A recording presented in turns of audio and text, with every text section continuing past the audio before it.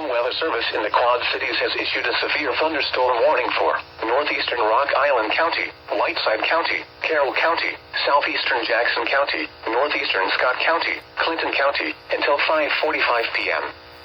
At 4:51 p.m., severe thunderstorms were located along a line extending from near Otter Creek to Sherman Park, moving east at 40 miles an hour.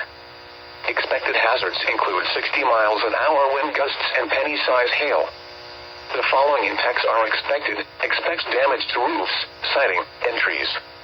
Locations impacted include Clinton, Sterling, Rock Falls, Maquoketa, Morrison, Mount Carroll, DeWitt, Comanche, Fulton, Savannah, Prophetstown, Erie, Lanark, Garden Plain, Milledgeville, Preston, Fairhaven, Albany, Princeton, and Wheatland.